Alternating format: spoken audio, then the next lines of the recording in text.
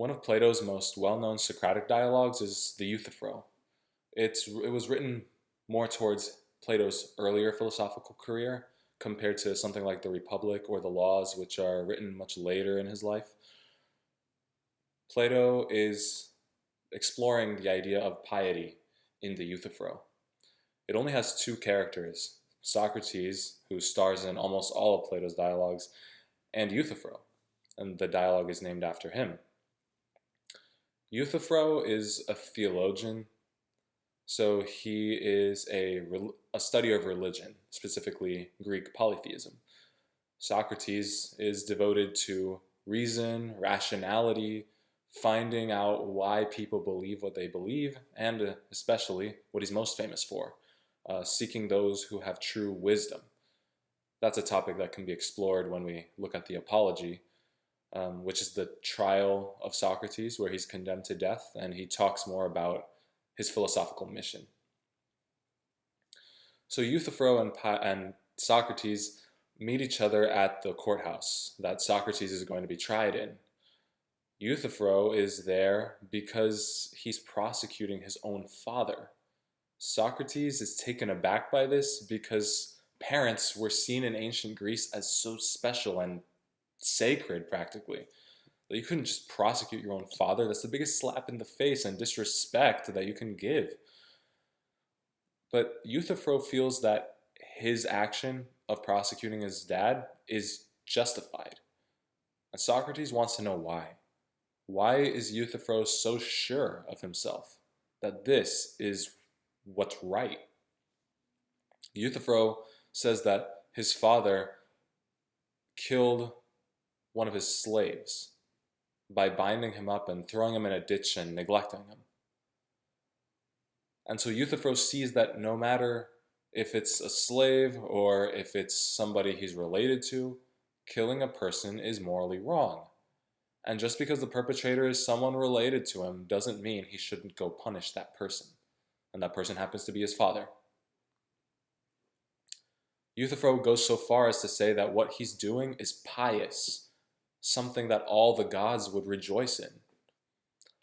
So Socrates, famous for knowing nothing, wants to know the nature of piety, because Euthyphro says he does know. He's very confident that he knows what piety is, and that he knows the will of the gods, and that the gods would all agree that punishing your father for murder is in fact pious. So Socrates probes him a little bit. He actually probes Euthyphro a lot, to the point where at the end of the dialogue he grows so uncomfortable that he leaves. And so Socrates asks what piety is, and then Euthyphro gives his first response. He says, "Piety is doing as I am doing, that is to say, prosecuting anyone who is guilty of murder, sacrilege, or of any other crime. Whether he be your father or mother or some other person, that makes no difference. And not prosecuting them is impiety." So that's the first response that Euthyphro gives. Is Socrates satisfied, though? Well, no, he's not satisfied at all, because in Socrates' mind, that's not a definition at all. That's an example of a pious act. But what makes it pious? That's what Socrates is really interested in. He's not interested in these examples. He asks Euthyphro something to the effect of, aren't there other instances of piety in the world? And Euthyphro says, yes, of course, Socrates. And then Socrates says, well, what makes those pious? You can't just give me examples, Euthyphro. Give me a definition of piety, something that grounds all of those pious actions and things together, something that makes them pious. And so Euthyphro tries again. And he says, piety then is that which is dear to the gods, and impiety is that which is not dear to them. So Socrates says, very good, Euthyphro. Finally, you've given me a definition. Now let's analyze it. Is this really what piety is? Can piety be reduced to that which is loved by the gods, or that which is dear to the gods? What makes it dear to the gods? And this is where we get to the dilemma, the Euthyphro dilemma. Do the gods love the pious because it is pious? Or is it pious because it is loved by the gods? This is a question that Socrates follows Euthyphro up with. Because it's one thing to say that you know, piety is that which is dear to the gods, but why is it dear to the gods? Is it dear to the gods because it's already pious? Or does loving the pious make it pious? Is it pious because it's loved by the gods, in other words? This is called a dilemma because no matter how Euthyphro tries to answer it, he always ends up either contradicting himself or saying something that's not totally reasonable. If he goes with the first option, if he says, you know what, Socrates, the gods love it because it's pious. If he says that, that poses a problem for his position. Because then you would be saying that there's a higher standard than the gods. And in which case, why call them gods at all if they're not the highest being or the supreme being? There seems to be something else to which they're appealing.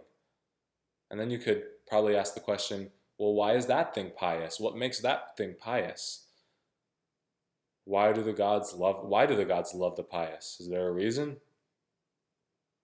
Why is there this higher standard of piety instead of nothing at all? So that's the first problem. That's the problem with the first option. What about the second option? Is that any better? Is it pious because it's loved by the gods? Well, that doesn't seem to work either, according to Socrates. Because Socrates says that this makes morality arbitrary. And that's a problem, because then you can't say that anything's right and wrong at all.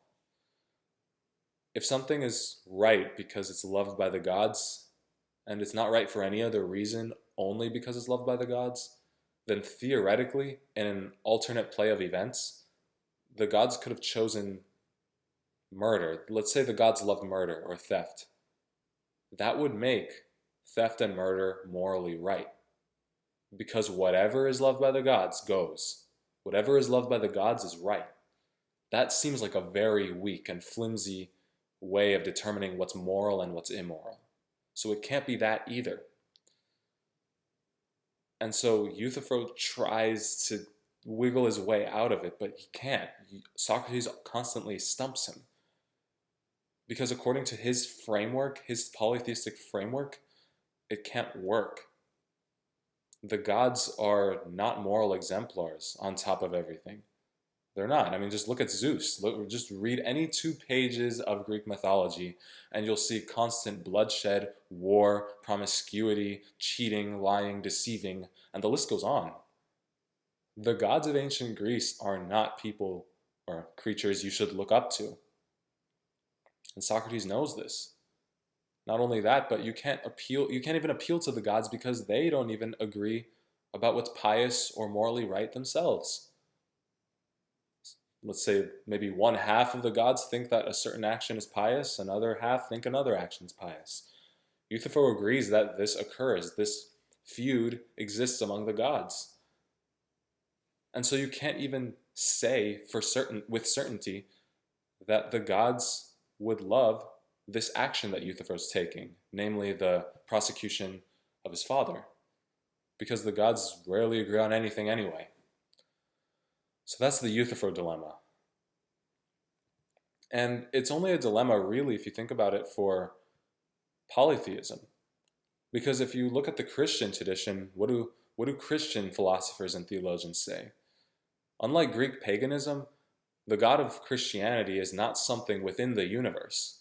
You know, the gods of paganism, Greek paganism, they live on Mount Olympus, they live on earth, they have bodies, etc. But not the God of the Christians. The God of the Christians is infinite, eternal, being itself. God is the supreme good. God is goodness itself, justice itself, truth, the beautiful itself. God is all of these things, and therefore, God doesn't say that things are morally right or wrong because of some arbitrary preference. Rather, God tells us, assuming that revelation is true, what's right and wrong morally, because God by his very nature is the good itself. And therefore, goodness and what's right flows from God by his very nature, not because of some arbitrary decision to like certain things as moral instead of something else. So that's the Euthyphro dilemma. It's really important to study the Euthyphro dilemma in philosophy class because Plato is highlighting something here. He's saying that philosophy is a journey, a lifelong search for truth, for meaning, for for the truth. And he shows this in Euthyphro because at the end of the dialogue, they're not done. Euthyphro leaves abruptly and leaves Socrates by himself, but the question wasn't answered. And that's okay. There doesn't have to be an immediate answer. Yes, there is truth out there, but the truth is hard to find. And that's why we need to engage in conversation and dialogue and civil dialogue to arrive at the truth. That's how we know we're doing philosophy correctly. And this lifelong pursuit of the truth and for wisdom is what makes philosophy worth studying.